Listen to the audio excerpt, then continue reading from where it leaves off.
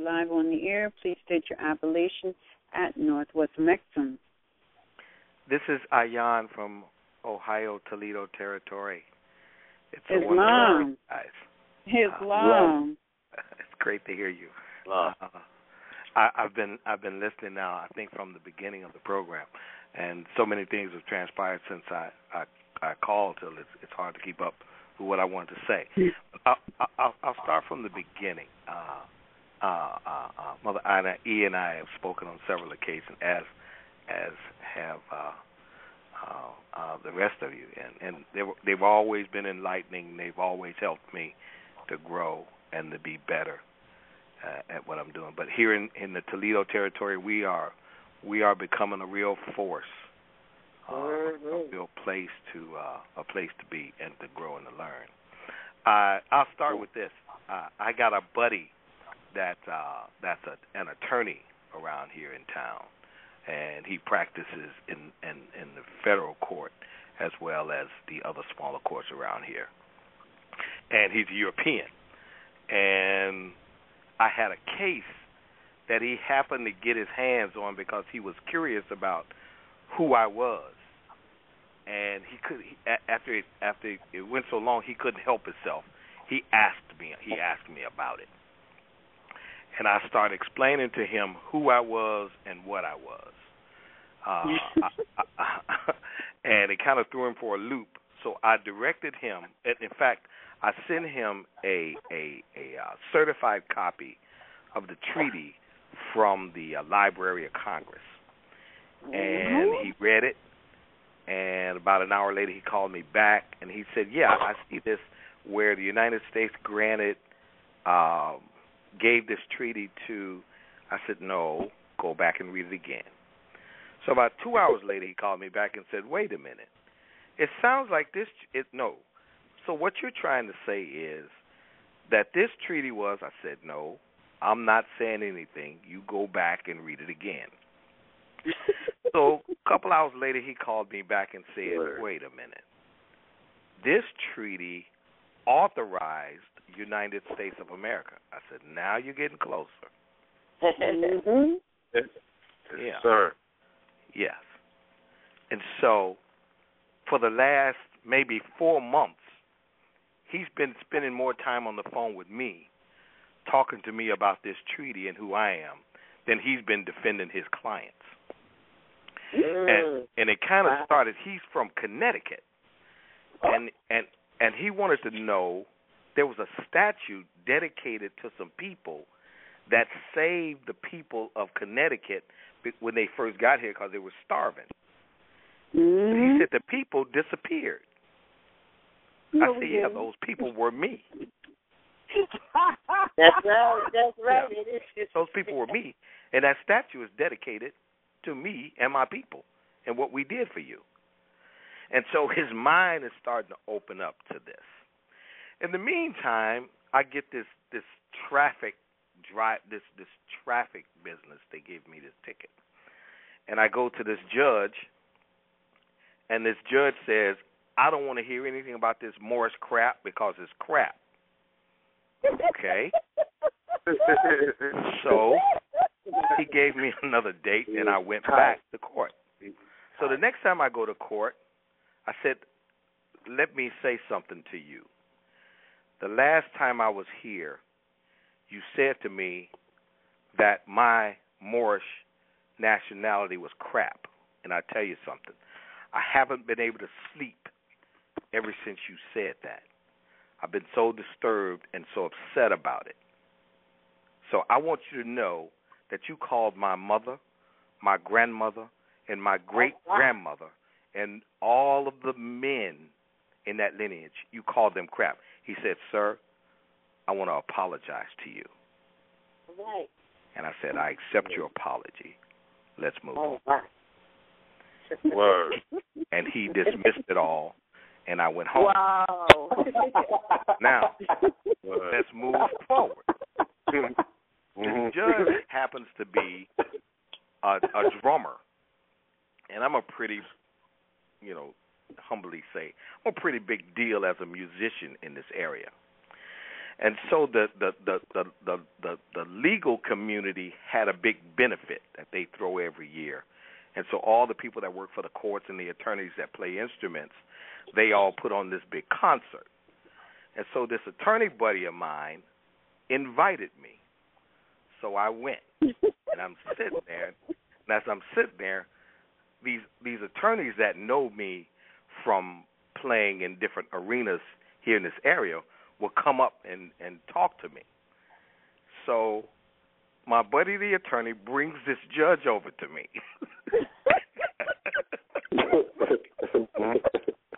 Oh, this is funny. And introduces him to me. The judge takes one look at me and says, I'm well aware who he is. And as we're standing there, these other attorneys they come up and they're giving me all these accolades because I'm pretty good at what I do.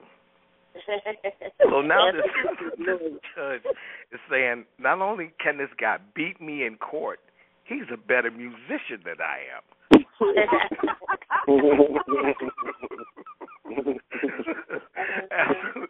I knew this was getting weird, but it's what happened. So we go through these different little things.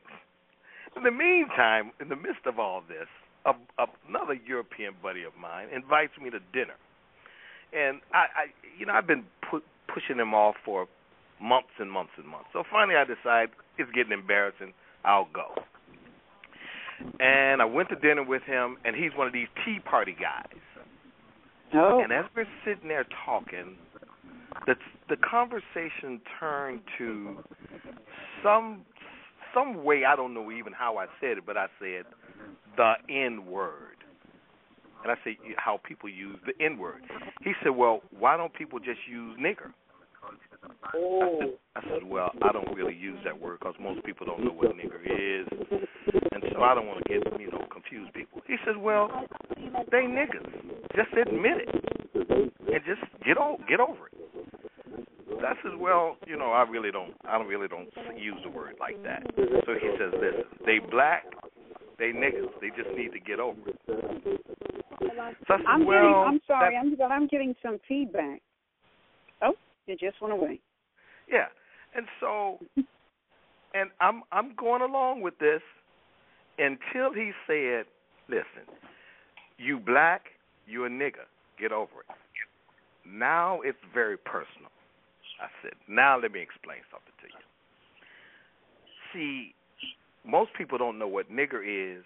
They don't know what black is. So I'm going to explain it to you who the nigger is. The nigger is you. You are the nigger. And so he really didn't understand it. So since I had this new technology, I pulled out my phone, I whipped up Troglodyte Nigger Monkey, and I went through it. And I explained to him that indeed, sir, you are the nigger. And in fact, hold on. How do you say, indeed, sir, you are a nigger?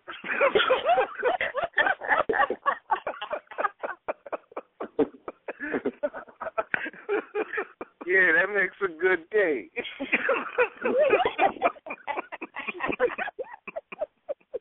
Okay, hold on a second. Okay, now people listen to this stuff, and it's funny, right? Yeah. But it's real serious. Right. It's real serious because remember, I had to very make light serious. of it.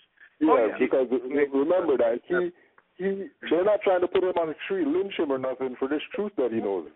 Right. Right. So I showed him in no uncertain terms. In fact, I will email you. There was an article in the Toledo paper that showed that the Neanderthal, in fact, is the nigger and is related to the European, but not to us. It was in the paper. We want that. Oh, I yeah. will send that to you. I will send you that. It's in the paper. It was in the paper. So I showed him that in the paper. See, you are the nigger. That's you. You are the Paleolith, troglodyte, nigger monkey. that's you and your ancestors, not me. And then I said, in fact, sir, you are the black nigger. And then I showed him in no uncertain terms that he was the black nigger. Now we sitting there, we haven't even gotten past the appetizers yet. He's got another hour and 20 minutes with me.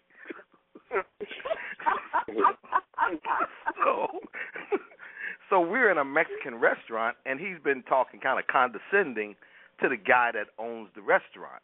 He's the great, and the guy who owns the restaurant is nothing. So I called the owner of the restaurant over and said, I want to ask you a question. What is black in Spanish? He said, well, he went through the different majorations. I said, doesn't it mean pale? He said, yeah. To which the other guy, the European guy, says, yeah, like white wine. I said, no, not like white wine, like pale. Pale and white are two different things. I said, now, we're having a discussion. I just explained to him that he was the black nigger. Tell him. That Mexican looked him straight in the face and said, yeah, you the black nigger, and walked away.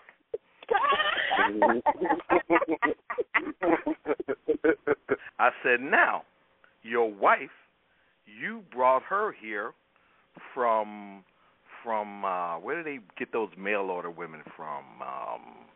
Switzerland or something? Where is it again? I think Switzerland or something. I don't know. No, there was one right around in like Japan or China or what's that thing called? Right. They had a tsunami over there or something a few months ago. Okay. He imported a woman from there. I said, go home and ask your wife. She'll tell you are the black nigger. Because she already knows. Oh. Yeah. You what? Islam, bro. I don't mean to cut you off, but I have to say this while it's fresh on my memory. I saw a clip on YouTube because you mentioned over there in Asia, what they call Asia today. Yeah. I saw a clip on YouTube where they have modern Chinese living in what we call today South Africa, which in reality is South Mexico. And what they're doing now is they are trying to classify, or they classified the modern Chinese, like what you call high yellow. Mm-hmm. Yeah. They classified them as black people. As black. Right. Yeah. So it goes to show that it's nothing to do with complexion. It's a status. So they classifying other beings with Asiatic lineage as black. It don't matter your complexion. It is a dead status. It's a status. Yeah, I had to add that on, brother, and I hope I didn't cut you off because what you've seen. No, you didn't, because I can send you an article that was in the paper that proves that very same point. And let me give you this, and I'm going to email all this to you. Yeah. There was an article in the paper here where there was a brother that immigrated to this land from Egypt some 30 years ago. He is as melanated as I am. But he was fighting with the government because he wanted to be classified as black. But on his document, I know who you're talking about. Yes, as white. Yep. Yeah.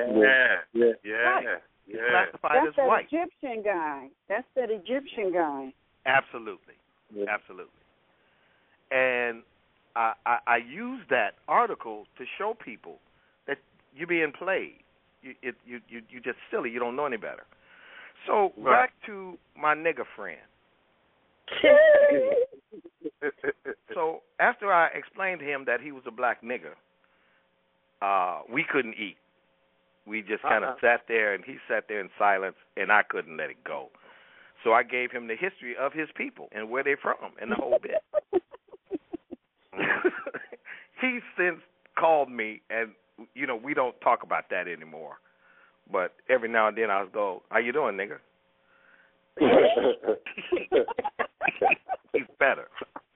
I'm gonna move forward. I performed at this arena place, and when I left the stage area, went backstage, and we were back there, and this guy, they introduced this guy to me, and so he started to talk, and we talked a little bit, and he said, another guy told me your name was, and he gave me this other name. I said, no, my name is Ayan. He said, yeah, but you did you change it or something? I said, what did he tell you? What did I tell you my name was? He said, yeah, I know that, but I said, let me help you with something, player. What's your name? And he gave me his name. For lack of memory, his name was Fred Laban. I know for a fact that the name Laban was at one time Lebenssorger. Mm-hmm. So I said, what's your name? What was your grandfather's name? And he said Laban. I said, what was your great-grandfather's name? And he said Lebenssorger. I said, right. You changed that name to conceal who you were.